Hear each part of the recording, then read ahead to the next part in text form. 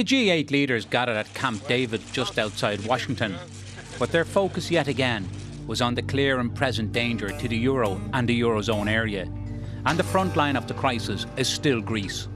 We do not question Greece's sense of responsibility and are hopeful that the next Greek government will act in accordance with the country's engagement and its European future.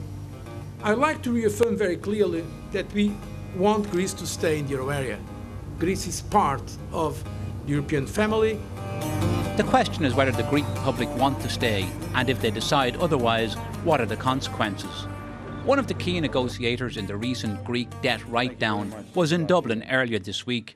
The contagion effects on the rest of Europe could be immense were Greece to leave the euro in a disorderly fashion. And right now there is no game plan for an orderly departure, I can assure you of that. So what of the speculation that the EU could contain a Greek exit from the euro? I've read that Europe is prepared for a Greek exit, that the markets have priced this in. Far from it. Who in Berlin, who in Frankfurt, who in London has priced in a wiping out of the capital of the ECB? Even with some steps towards recovery, Ireland's economic condition remains fragile. Any progress on getting our house in order could still be undermined by events outside our control, not least a Greek exit from the euro. It creates huge uncertainty for the future, and we've been hoping each year that the European economy will recover and next year we'll come out of the mess.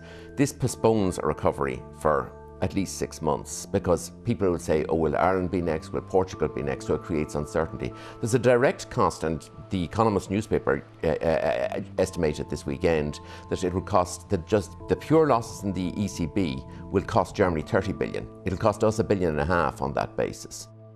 The Finance Minister, Michael Noonan, downplayed the potential dangers. If you go into the shops here, you know, when you're doing your weekly shopping, apart from feta cheese, how many Greek items how many Greek items do you put in your basket, you know? So, I mean, for big knock-on effects, you need to have very strong economic connections. And we don't have any economic connections, really. It seems to me that we wouldn't be on the front line of contagion. The Greek banks, however, are in the front line, and that is fueling fears of a disorderly exit. They're hemorrhaging money. Now, at the moment, they have to be supported by the ECB, and the ECB's support of Greek banks is critical. They have to take in security. What that security is, what status it has, is very important. Will the ECB continue to take in collateral from the Greek banks to give them the cash to keep the ATM machines going? I don't think we can get to the 17th of June without resolving that first. The country's mountain of banking and sovereign debt is such that it could accelerate the evolving crisis in the Spanish banks and swamp global financial markets. Even the threat of an exit is having an impact. This week, the cost of our borrowing began to rise. For now, though, we don't have to borrow. We're really the lucky ones because we're in a bailout program. So our interest rates are fixed. So it actually, we're insulated, whereas poor old Spain and Italy are not in a bailout program and their costs of borrowing are going through the roof. Recent events in Europe are having an impact on the referendum campaign here.